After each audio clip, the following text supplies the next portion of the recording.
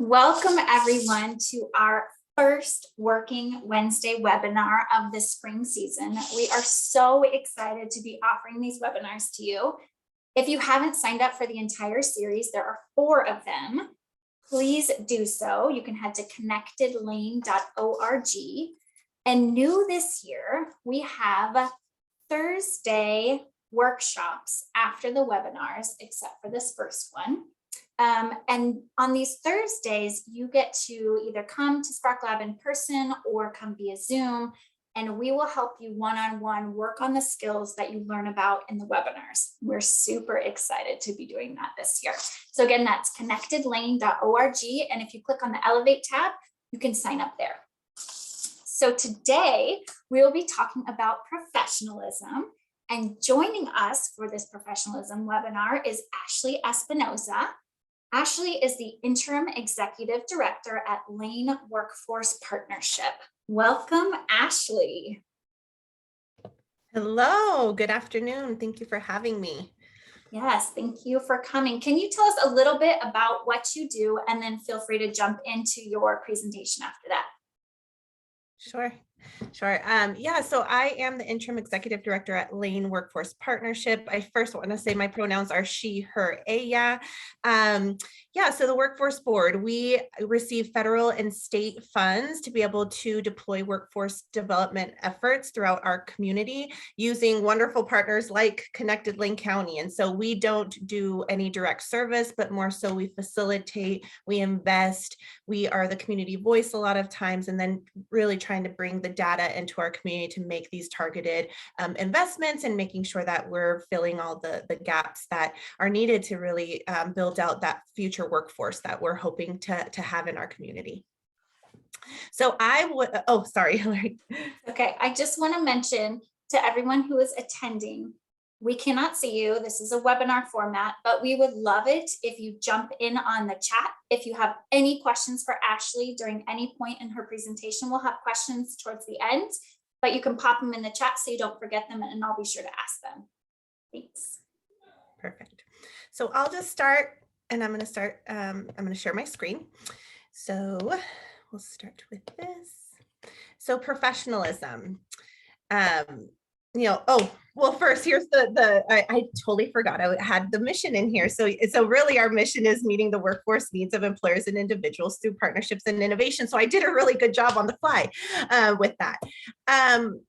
So professionalism, why professionalism is important. For me personally, so I grew up in a household where my family did a lot of manual labor, and really professionalism wasn't something that was that vocabulary wasn't really used in our household growing up. And so over the years, and as I've been growing and learning, I've learned that professionalism is really a tool to help reach your personal goals, and then also help the goals of your team or the effort that you're trying to achieve. So it really is a tool. It's not something to aspire to. I mean, it's something to aspire to be, but it doesn't look a certain way. It's really how you show up in the world. The face of the workforce is constantly evolving. So I think that is the important thing is how do we build out this knowledge base? How do we decide that the information and how we want the world to perceive us, feeling confident in that, because as we know, with all of the events that are happening, the world can change so quickly. And so it's so important to build that confidence and that skill around what it means to you to be professional and how you show up.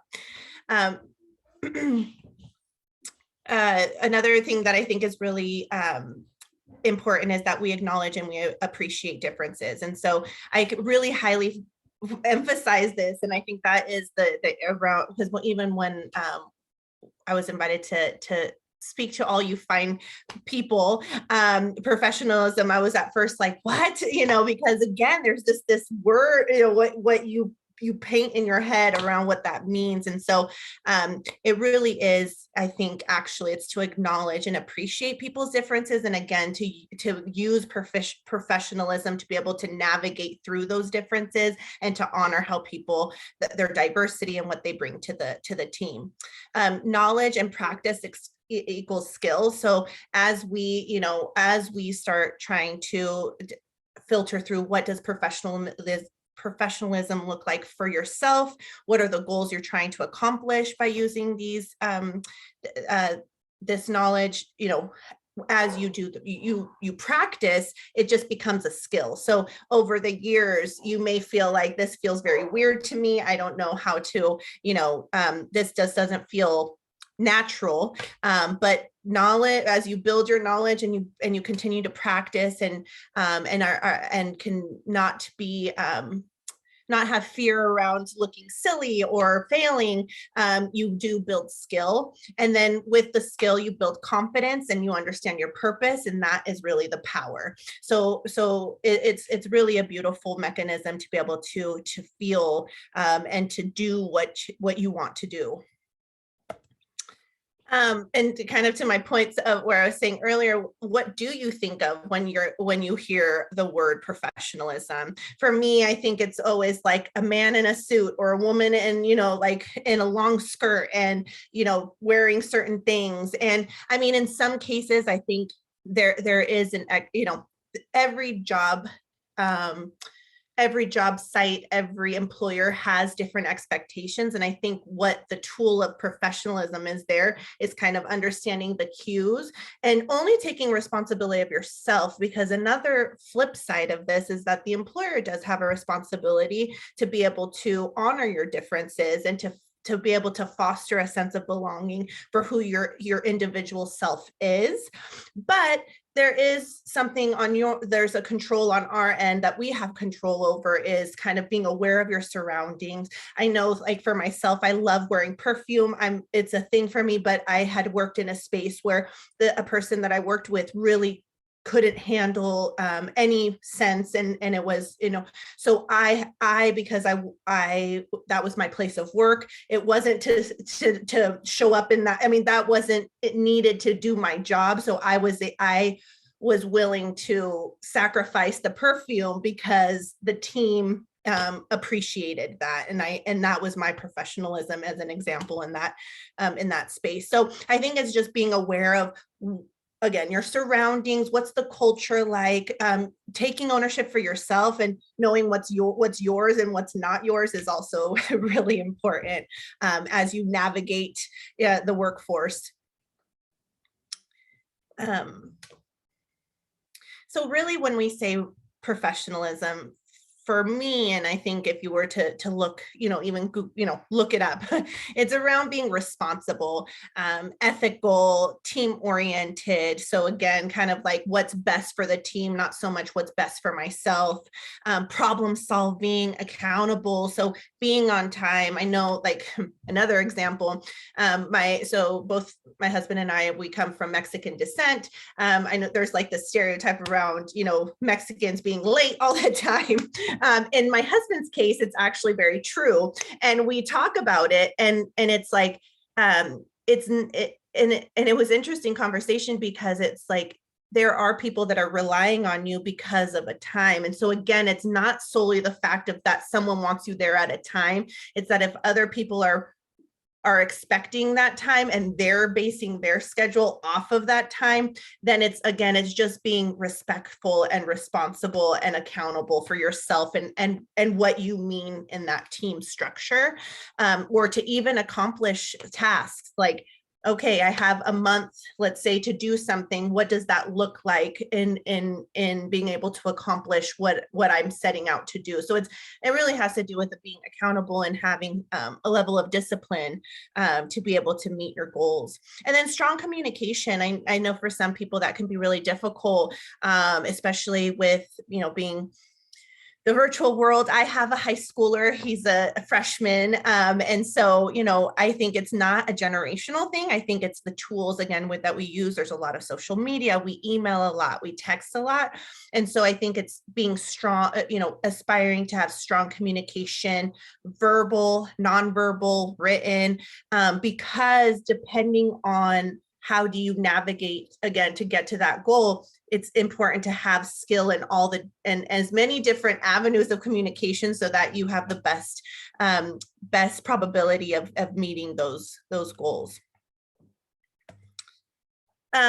So what can you do? And I think for me, what I did, just again, because I didn't grow up with this information and I didn't really know where to start, I just did my research. I started reading a lot of books around,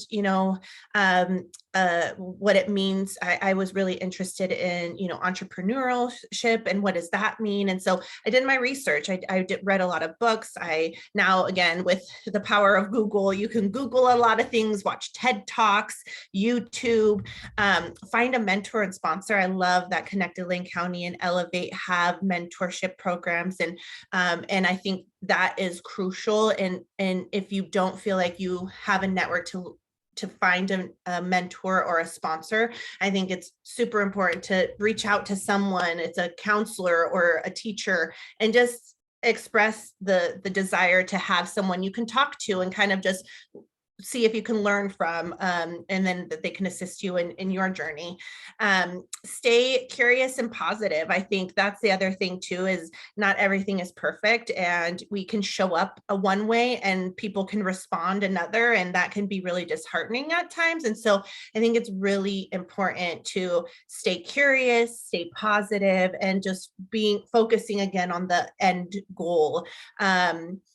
And then practice. It's, I think that's the other thing is, at least for myself, and I'm always learning, and I will look back at my emails and think, how could I have said that better? Or how could I have showed up a little bit better? Or was that too brief? Or did I give them enough information? Or when I do presentations like these, I think back and I think, how could I have structured things differently? So I think is you just go, you do, you practice, you adjust, and then you do it again, and then you practice, and then you adjust. And so I think just staying curious, staying positive, and then having allowing yourself to practice and to say yes enough to opportunities that maybe you wouldn't consider before. And again, through Connected Lane County and Elevate, I think there are so many great opportunities to be able to start practicing and seeing what entices you, or what makes you excited about the future and what's out there for you.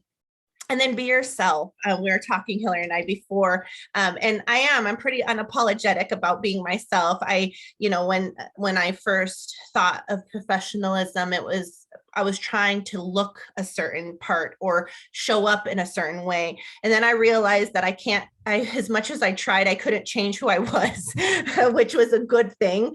And so now I show up as who I am. Again, I'm just conscious of who's around me, the spaces that I'm walking into. But I am who I am, and I love who I am. And so I think that's really important. And I think people appreciate that. And that's how you also have a movement is that if you can be your authentic self and build out your knowledge and build out your network and, do these things that a lot of people don't take the time to do, especially at certain ages when we're younger. I think that is the shift. You will inspire other people to be like, what are you doing? Like, and what I see something a little bit different, or those type of cool things that will happen. And so I think, be yourself, and wrap yourself around wonderful people, and you're going to do great. And that's all I have for you folks on professionalism. Actually, that was fantastic. One of the things that we talked about before really was that piece of like, you do express yourself and you are your own person. You're not just some cookie cutter professional like you showed the pictures of. And that's really why we invited you here, because we wanted to approach professionalism in a way that feels really approachable and that feels like students can still be themselves, but still appear very professional. So I want to ask a few questions. So thinking about some of the jobs that students might get, I see somebody's, your hand's up. It's okay. Thinking about some of the jobs that students might get right out of high school or during high school might be more entry level. And you are at a much higher level. You're an executive director. So how would you talk to students who are doing entry level positions about professionalism? Yeah, I think that Again, I think it's to get through the day. I think it doesn't matter if you're the executive director or if you're in an entry level position. I think, and I think that is part of professionalism too, is to ask like, what is my role? What are my duties here? What is the expectation of me? And that's kind of goes with the communication. Like, can you communicate that to, if there isn't clarity around that? And then once you get an understanding of what the expectation is, I think that's where the whole timeliness is. And, if it's sometimes I think people can interpret, they want me to be here just because that's what they want, without really understanding that ripple effect. And so I think that communication that's where it's really important, is speaking with your employer and saying, what's the expectation, and then how do you together, build into that. Is it through training? Is it through support? Or are you just, is it working great, and you're just maybe progress from there? And I think just having clarity around that is really helpful. Mm-hmm. Let's talk a little bit more about timeliness at work. What if you need to miss work, or you accidentally oversleep, or you're going to an Elevate job shadow and your alarm didn't go off? What should you do? Yeah, I mean, I think every job is a little bit different. And so I think, again, before we step into any job, I think it's to understand like, what's the lay of the land here? What's my manager's communication style? Can I text someone, or do they prefer a phone call? Like, kind of understanding what, and I think, but I think that's the foundation of professionalism, is to, again, to kind of like be self-aware, and then being self-aware, like being able to be aware of your surroundings. So then you can build out, how do you, so like for my husband, that he's not the most timely person for work. He is, though. So he has figured out, because it's important, he works in construction, if he is not there, the whole job can't start. And so he's created systems within his tardiness to be able to be not tardy, because work, he has this understanding. So I think I would hate to like prescribe, other than just saying it really is about being self-aware and then prioritizing your responsibilities. Mm-hmm. Can you talk a little bit? I don't know, I don't want to put your husband on the spot, but can you talk about some of the systems that he uses, just for students who might struggle a little bit with time management or being late to things? Can you just talk a little bit more about some of those things? Yeah, I mean, it's going to be funny, but I will.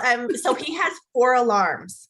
He has one, because he has to wake up at 4 a.m. So he has an alarm like at 3:10, 3:10, 3:15, 3, and he doesn't like the snooze, because he likes it to be and he has different sounds on each of them, because it's that serious.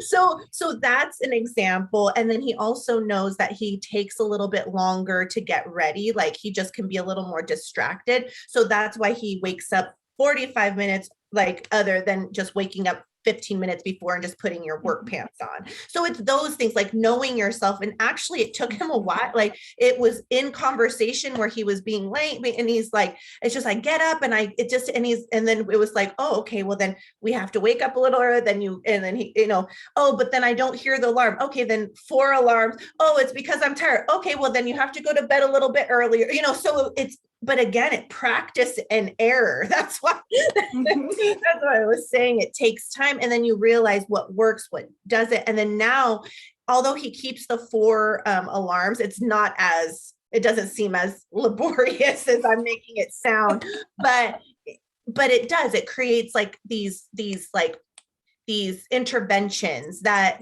kind of that snap you out of what maybe are habits that are either just part of it, or just things you've learned, just habits. I don't want to call things bad or good, but habits that you've learned, or that you've gained over time. Mm-hmm. Absolutely. Thank you for sharing that. And thank your husband for being willing to be a participant in this without even realizing it. He's always a good sport. So that's great. And I just love that idea of knowing yourself and like really getting to know and being self-aware about who you are. So oh, I do need 4 alarms, or I do need a reminder system, or I do need some kind of system in place to help me out with this particular thing. Yeah. Let's talk a little bit more about communication. So, how can a student sound more professional on the phone? So this was what was told to me when my first job, not my very first job, but my first job as an adult, when I moved, long story short, but I had moved to out of country, and then I came back as a young adult.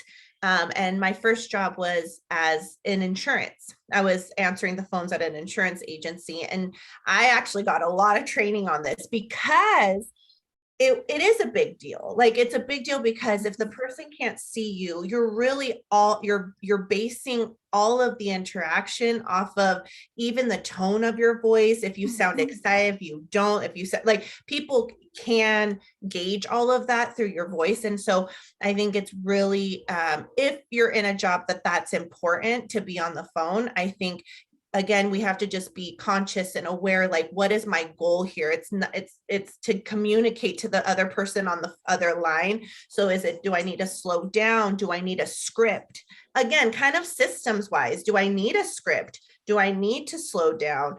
Do I need, prompts to help me do I need someone to listen to me while I'm on the phone and give me some tips on, so it's that's where, when I say practice, it's, if you really want to know where you can do better, it's actually getting constructive feedback from someone that you're not afraid that will, like, hurt your feelings or say something horribly rude, but that will really be constructive in your professional development. That's great. So thinking about, like, having somebody give you that feedback, and you talked about this in one of your slides, having a mentor or a sponsor who can work with you.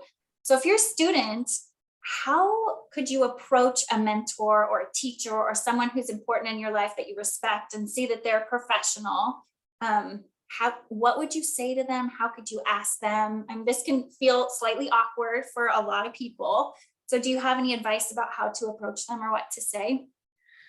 Yeah, I mean, what I've seen in the past and what has worked with me is that when people will come to me, for example, and say, I really appreciate your style in this. Can could I? So then I understand what they're looking for, and then I can be helpful. Because I think that's why when I say mentor and sponsor, they're a little different for me. A mentor is someone this is how I interpret it, is someone that really they're someone you can talk to. They'll give you kind of their life story, and maybe you can glean things from it, and they'll maybe write some letters of recommendation. Like, they'll be that person for you. And a sponsor for me is someone that actually kind of goes one more step further, and they really are someone that, they tell you about training opportunities that come up. They tell, like, there's a speaking opportunity and you said you wanted to be a public speaker, and they're like, guess what? You have your opportunity next week, so it's actually wondering what you're ready for. I think there's levels of mentor versus sponsor, because sponsor is more of an action-based thing. A mentor is more of a, fostering your person and yourself. And which I think all of it's needed and important. But I think coming to the discussion of, like, what your goal is, that will help the mentor or sponsor to activate their resources to be able to support you. That's great. Thank you. All right. Sometimes things at work don't go well. There might be a conflict. Could you walk us through how you might approach a boss or a coworker to address that conflict? This might be shocking, but I haven't had a lot of conflict in my life, like in my profession, but maybe it's because of being so self-aware. Maybe, I don't know. So I would, if I was in conflict, I would want to keep it very professional. So I would, in the sense that I would want to respect the space, I would want to respect the organization, because it's when you're part of a team, it's again, it's not about yourself and it does. So some people can be very charismatic and, all those things, but that still doesn't mean that it's about them, right? Even though they might be big personalities. And so I think when there's conflict, it's really important to kind of understand, like, I think it's just all back to self-awareness, I think, because it's like, what is the end goal here? Am I really trying to blow this up? Is there a way for me to diffuse this? And I know people can sometimes say, is that even my responsibility? And I always like to take on the responsibility of what I have control over. I don't love to play the game of how do I control other people. And so in that moment, I would just probably just kind of like take a minute, realize, and then try to do my best to understand what the problem is. If someone was coming at me inappropriately, I think I would have to use my communication skills to self-advocate for myself and just say that this doesn't feel right and it doesn't feel appropriate. And I think that's okay too. I've heard stories, especially for, I think, younger people, that it is their first job, and depending on the work culture, like, you see a boss and you just think that you need to take anything from anyone. And that's not the case. And I think, so there are, I think, ways to disrupt conflict, and when I think we can all remember what our end goal is. I love how you're tying this all back together with the self-awareness piece. I mean, like, that seems like the biggest piece of the professionalism and how you're approaching it. Okay, so let's say you've been in a job for a little while, or maybe for a long while, and you're ready to leave. What is the most professional way to leave a position?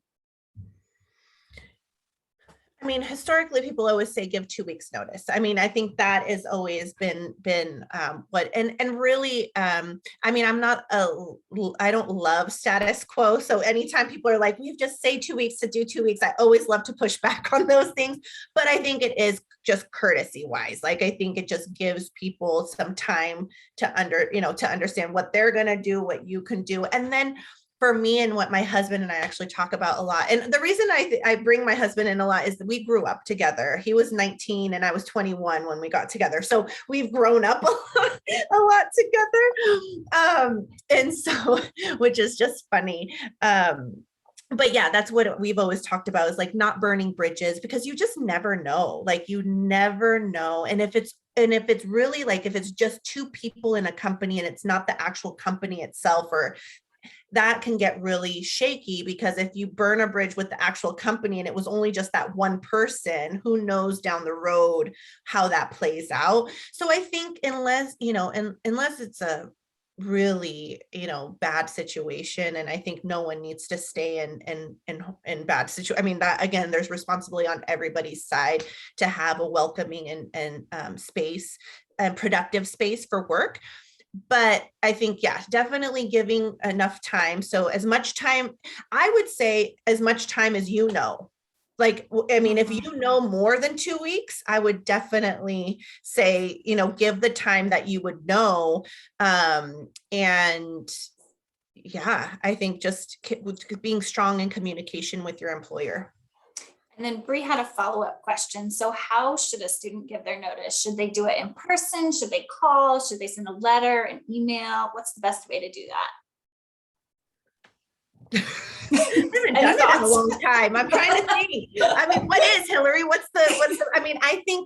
wonder if it's just, I definitely wouldn't think a text. I would definitely not do that. I would definitely, I've done it in person when I haven't left. I've left jobs to go to another, like, it's been a nice transition. And I've always just made appointments with my bosses and like, hey, I have to tell you something. So definitely in person, what has been always my style. And then I have, after my in person, I've done formal letters of, not of like resignation, just, saying thank you for the time and, and parting ways type of thing. So I definitely would say in person. I don't know about letter. I think now email works as letter. I'm not too sure on the call and text. I wouldn't want that from my team, or staff. And I don't know, but again, the world is changing so quickly. I don't know if there are employers that are okay with like that wouldn't mind that, but I would say in person first, email, and then call, text later. Mhm. I would definitely agree. I think that, thinking about respect and professionalism and just giving your boss a chance to sit down with you so you can discuss if there's any concerns that you have and why you're leaving the position. I think in person just makes it more professional in that sense. So I definitely agree that in person is really the best way to go for that. And then follow up obviously with the emails and all those And as things. uncomfortable as it is, that's even practice for your next one. I mean, Exactly. so that's actually the practice. Like if it goes really not the way you thought, then you're like, okay, how could I have done that maybe a little bit differently? And then you use that intel for maybe the next time that happens. Or if you're a mentor for someone, then you could give that information along. Exactly. And that also might be a good chance to use that script that you talk about. Maybe you need to write it all down, what you need to say beforehand, practice it with somebody else. I mean, that could even be a role play situation. You pretend to be my boss, I'm going to be me, and let's see how this goes. But just to get a little bit of practice beforehand, so you're not feeling like I have no idea what to say, because that can be uncomfortable because you are on the spot when you're with somebody in person. Well, and the one thing that the feedback with another person is, and it can feel really weird. Like I'm not the biggest like role play, but if you have a trusted person, the nice thing is that a lot of the times they'll come up with questions that you wouldn't have considered yourself, or scenarios that you wouldn't consider. So that's where it's helpful because you're getting more perspectives to be able to inform how you show up, which is always so nice. Yep. And brings it right back to that authentic self and being self-aware about who you are and how you are showing up in the professional world. Yep. Well, with that, I think we're going to wrap up. Ashley, thank you so much for coming and presenting and just being willing to answer questions and talk about professionalism. We really appreciate you showing up. And to all of those watching, just remember to register for our upcoming webinars and workshops. You can go to connectedlane.org and click on the Elevate, and you'll see our workshops there. Our next webinar will be in 2 weeks, and we'll see you then. Thanks, everyone.